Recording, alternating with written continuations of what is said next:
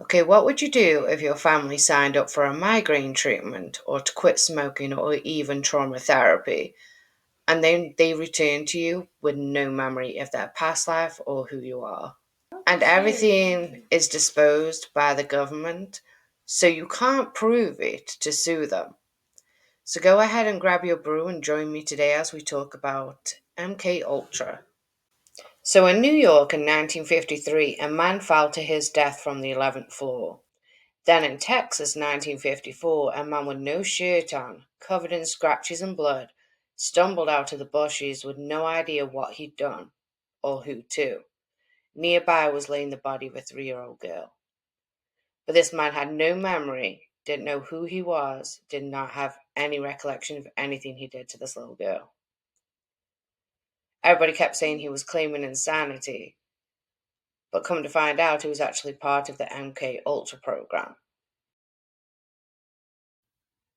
So let's talk about one of the government's many failures to their people: the mind control, LSD, Charles Manson, the Unabomber, and the CIA mass cover-up. All things that are all tied to MK Ultra. These are all Unabomber in itself just explains how tragic that was, especially if it should now be in history books, and it's still pretty recent. Charles Manson was a cult leader, but prior to being a cult leader, he actually worked for the government. And they're known as the Manson family was his following. And they basically one night went around and killed a very famous pregnant actress and the people in their house. And they said that they were all basically high on LSD and they blamed it to the hippie era. Which, funny story, I'm going to do a deep dive on that too, but also linked to the government. So it is one large conspiracy, and the government actually denied MK Ultra even existed for years, and they almost got away with it. Now, one thing we know about the government, they like to make sure they get paid, right? Ultimately, that's what got the government caught in this because all the big heads that were in control of the whole MK Ultra program, when it ended, they deleted all their files. They trashed everything. They tried to erase any evidence because it was going to court. But what ended up coming out to prove that MK Ultra even existed was the fact that they had financial records to get paid for this undercover horror. The MK Ultra program was a human experiment that was designed and undertaken by the CIA. Okay, now the CIA developed procedures in identifying drugs that could be used during interrogations to weaken individuals and force confessions from them through brainwashing and physical torture, basically breaking down the person so they're easier to control. And we're about to go watch an example now. Project MK Ultra was a human experimentation program implemented by the U.S. Central Intelligence Agency intended to develop procedures that could be used to psychologically manipulate or brainwash individuals or unsuspecting populations. It was a covert continuation of scientific experiments conducted by German scientists during World War II on human subjects during interrogations with hallucinogenic substances such as mescaline, with the stated goal of eliminating the will of the person being examined. The CIA project was a continuation of these earlier Nazi experiments by exploiting the advances made by the numerous German scientists who were hired to work for the U.S. as part of Operation Paperclip. The post-World War II American MKUltra program used numerous methods to manipulate its subjects' mental states and brain functions. In addition to high doses of psychoactive drugs, such as LSD and other chemicals like scopolamine, without the subject's consent, the CIA used electroshocks, hypnosis, sensory deprivation, isolation, verbal and sexual abuse, and other forms of torture. MKUltra's scope was broad, with activities carried out under the guise of research at more than 80 institutions, aside from the military, including colleges and universities, hospitals, prisons, and pharmaceutical companies. Project Ultra began in 1953 and was halted in 1973. It was used, while they used numerous forms of methods to manipulate subjects that had, such as the convert administration and high dosage of LSD. Okay, LSD is a drug that was actually made by the government during World War Two. Yeah, World War Two, and they would give it to military personnel. Jack, everything's moving.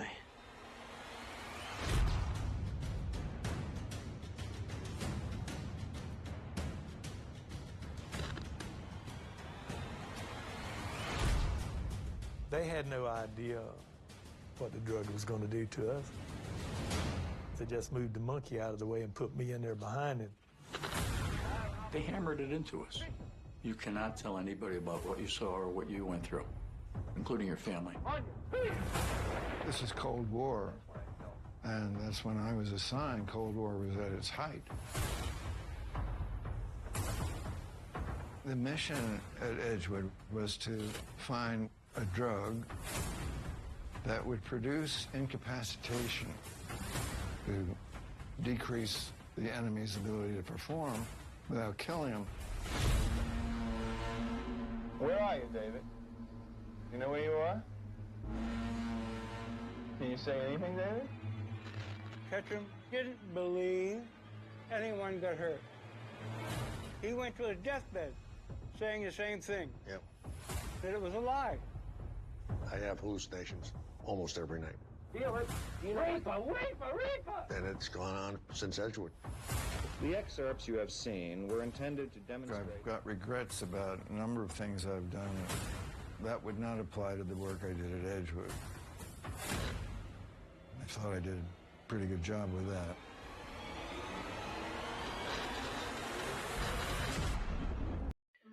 So imagine somebody on the worst high and having a psychologist and psychiatrist and all these doctors that you trust basically sitting there playing a video for 14 hours saying your mom hates you, nobody can stand you, you need to go kill yourself, while high, tied to a bed on LSD. And when you're not high on LSD, they have you sleep for 14 hours a day.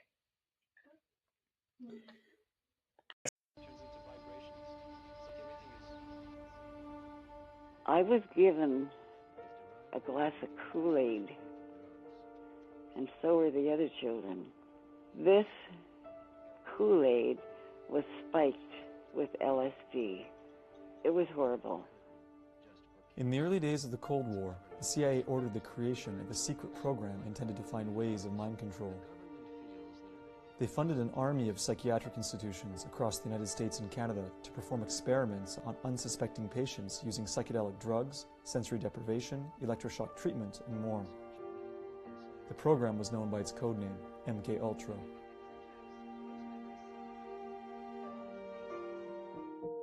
At the end of the Korean War, a number of freed American POWs came home seemingly brainwashed and espousing communist propaganda. American officials suspected that the soldiers had been subjected to what they thought were new communist mind control techniques. Alarmed by the situation, the newly formed CIA allocated $25 million for psychiatric experiments on human beings. It was the most secret program ever conducted by the CIA in the United States. Patients at psychiatric hospitals, prisoners in federal institutions, and even people in the public were given drugs without their awareness or consent and experimented upon. Initial projects within MKUltra included Operation Midnight Climax.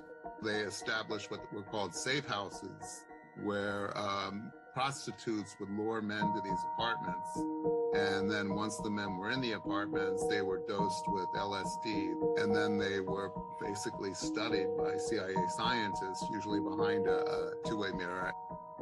Another common practice was the hosting and observing of LSD-induced parties with live music. These parties were called acid tests, and the culture that grew out of them played a key role in the development of the hippie and psychedelic movements a few years later. However, some of the most damaging experiments occurred at the Allen Memorial Institute in Montreal, Canada.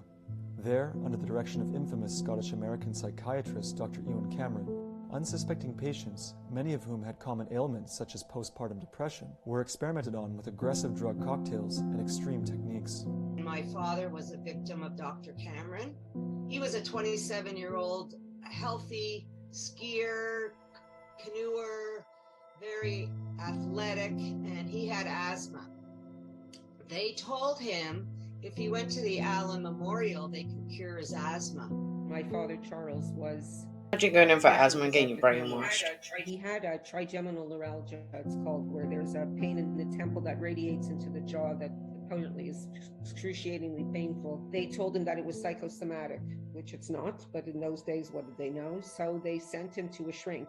This shrink that he went to was working with Cameron, although we didn't know. So he put my father right into the program. I was having trouble with my parents.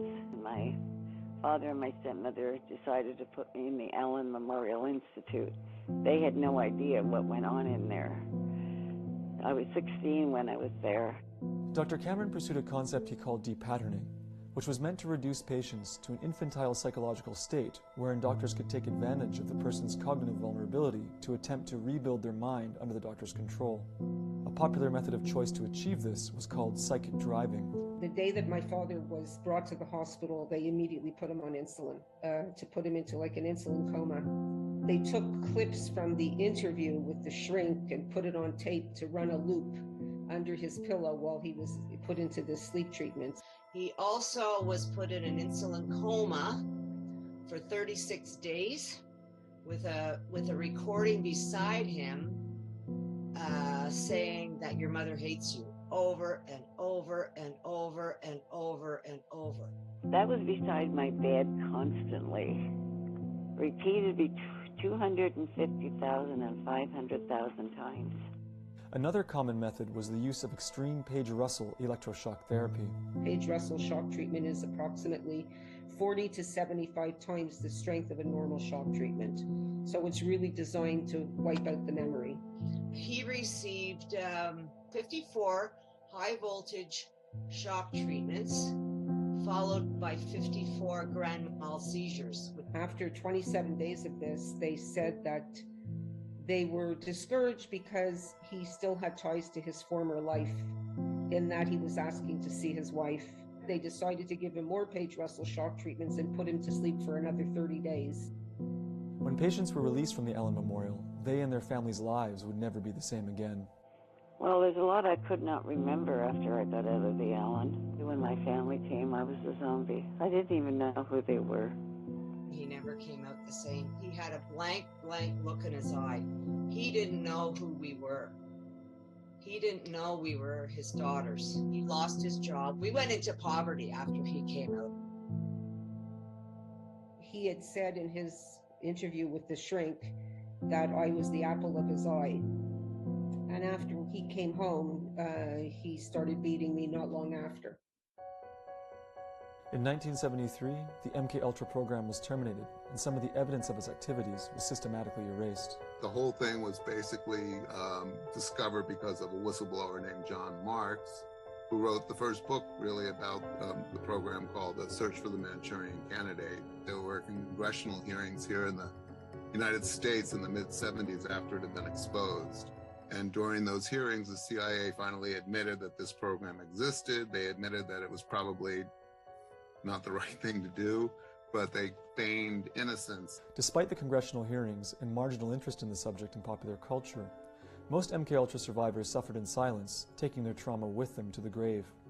Today, having received no formal apology or compensation, the children of some survivors are pursuing a class action lawsuit against the institutions they deem responsible. The CIA knew that it was breaking, every moral, ethical, and legal law in the books to do these experiments. They all were behind it. They all knew what they were doing, but they weren't doing it out of care or love. They were doing it out of military and political reasons. I am on medication now because of what happened to me when I was 16. I have not had any compensation or apology. I want everyone to know in Canada what went on in that horrible, horrible hospital. Now, additionally, other methods beyond chemical compounds were used, including electric shock therapy, hypnotists, sensory deprivation, isolation, verbal and sexual abuse. And these were used as form of tortures with the goal of completely destroying someone's mind to gain complete control of them. Kind of like, I know it's trending now, even though there's a lot of stuff behind it, but when people say narcissistic abuse, basically what it does, it slowly breaks down the person because of how they're controlling. It's like they love bomb you, tell you they're going to help you, you're the best thing in the world. And then it leads down to basically slowly they make you feel like you're nothing till you're just numb and you're just existing and you're basically a robot going through life. There were lots of people involved in the MK Ultra. It started in America and then trickled over to Canada, as you heard that woman say at the end of the video. She was one of the Canadian people. They were very high-ranked files and file members, such as scientists, physicians, and psychiatric and psychologists. And of course, there was nurses and orderlies in the security guard, the supervisors, managers, everyday people, and the lower ranking people from orderlies, security guards, and people like that, they may not have known what was going on, but under normal circumstances, a lot of these people were hired to practice in their own professions. When they were applying for these jobs, they may not have known ultimately what was going to happen. But of course, they would have had to tell them some stuff, right? Like they would have had to have been like, "Hey, I'm hiring you for this job. This is the goal." Because how am I going to hire you to bake something but not tell you what I want to bake or provide the ingredients and tell you what the result we want is? But people, like I said, security guards, they were just told to clean up or change a light bulb, or the security guards, and they may not have known. So I honestly don't know how you could be around that every day and not know. But documentation says they may not have known. I mean, who wants to go against the CIA? But they're security guards. And they're security guards. I'm pretty sure they know how to fight and stuff. I'm about to say. Compared to a scientist. You couldn't see a person like. Who wants to go against the CIA?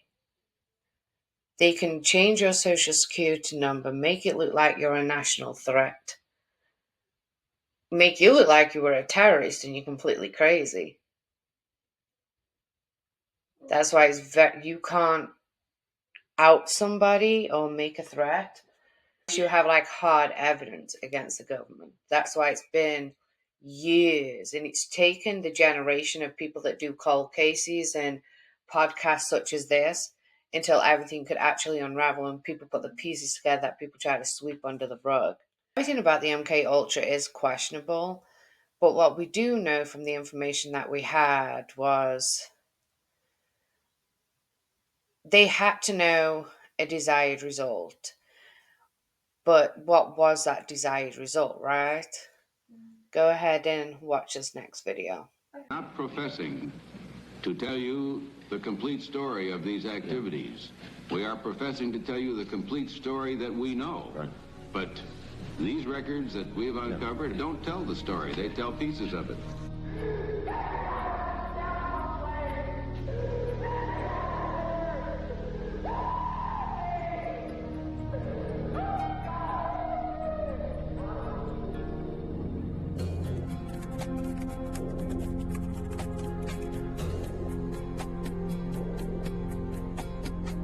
I look at mind control as kind of a more general, informal level of mind control, and then what I call psychiatric mind control. So psychiatric mind control is there's actually a psychiatrist or a doctor right there interacting one-on-one with the person who's the target of the subject. The more kind of general global mind control just works by control of the media, control of information, disinformation, propaganda, and I think our culture basically is run like that. It's very pervasive. The basic gist of behaviorism is Pavlov's dog experiment, where you have the dog that eats its meal and it salivates when you put the meat out. Then when you ring a bell at the same time, the bell gets paired with the salivation. And then what you find, if you've conditioned it enough times, you can just ring the bell and the dog will start to salivate. So that's classical conditioning.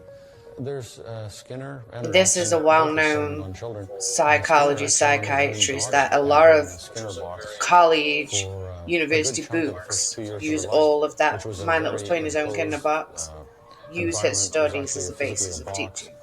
And he was a pedophile, by the way. And he thought that was a good way to bring up children and get them to perform exactly the way they should. So it's basically just repeating something and getting it ingrained in the person's psyche. And that basic principle is used in mind control, used in advertising, used all over the place all the time. When you look at the techniques that are used in mind control, a lot of them are pretty low tech, like sensory deprivation, sensory isolation, food deprivation, kind of good cop, bad cop interrogation techniques. We know that hypnosis more or less was used in Greek healing centers BC. So all these techniques have been around, and I assume that what we have now is the same sort of palette of techniques with a lot of technology and sophistication added on top. Mind control has probably been around for tens or hundreds of thousands of years. It probably was well developed in ancient China. In terms of actual documented mind control, it really begins in the Second World War. During the Second World War, there was no, in the United States, there was no central coordinating intelligence agency. There's all this fragmented, different branches of the military, and the decision was made to create a central intelligence agency called the Office of Strategic Services, the OSS, which operated till the end of the war. And then there was kind of a 2-year lull period, and then in 1947 the CIA was formed, mostly from prior OSS guys. The buildings behind me were the headquarters for the World War II Office of Strategic Services. It was here that the first halting steps toward mind control began. The shaper and molder of OSS was General Wild Bill Donovan. In this anything-goes atmosphere, Donovan appointed this man, Stanley Lovell, a Boston industrialist, to break new ground in many scientific and technical fields. He later wrote of his OSS job that it was, quote, to stimulate the PEC's bad boy beneath the surface of every American scientist and to say to him, throw all of your normal law-abiding concepts out of the window. Here's a chance to raise merry hell. It was in this atmosphere that the search for mind control began. It was the Cold War, and especially the trial of Joseph Cardinal Mindszenty, who was forced to testify in a Hungarian court that he was a spy.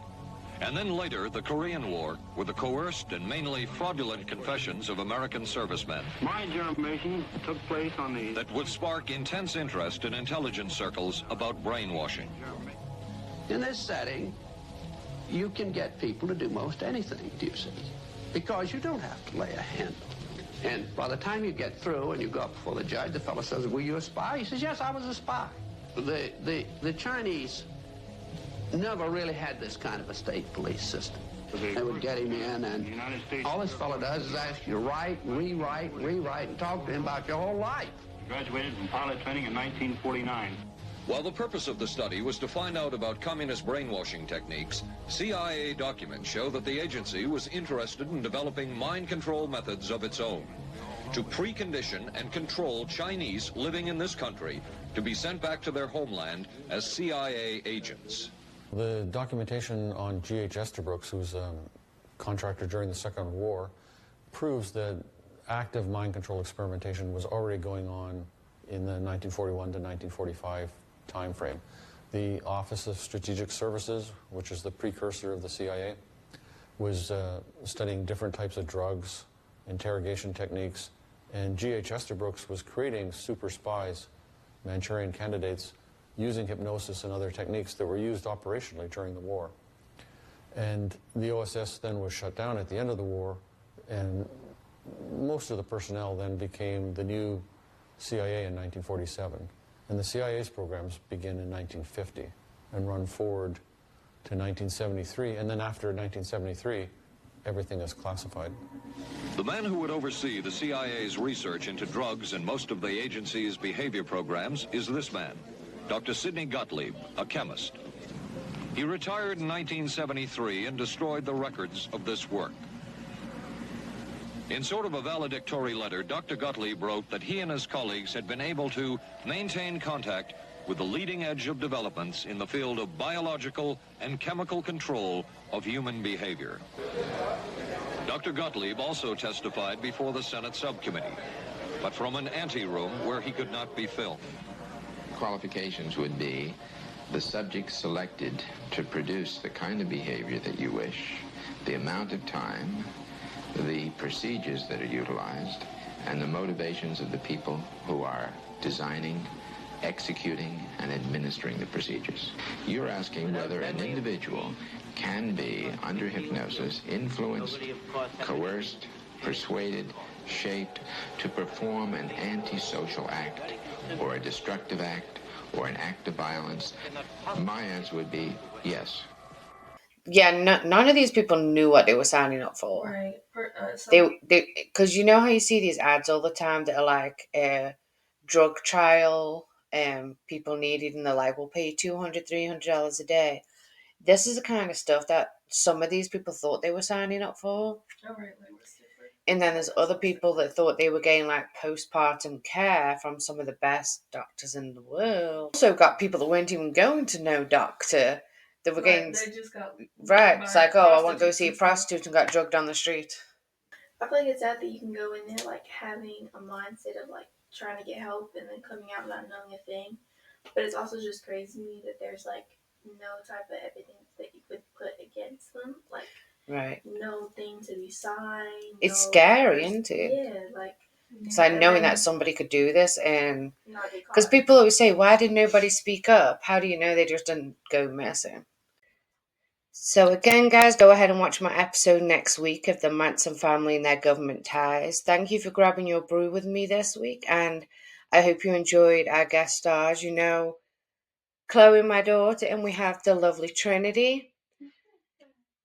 But hopefully she'll do a Am I the A-hole episode with us, because I know that has been highly requested. Maybe tomorrow if we have a good time. But as crazy as this world is, I hope you have an amazing week. Thank you for watching. Please like and subscribe.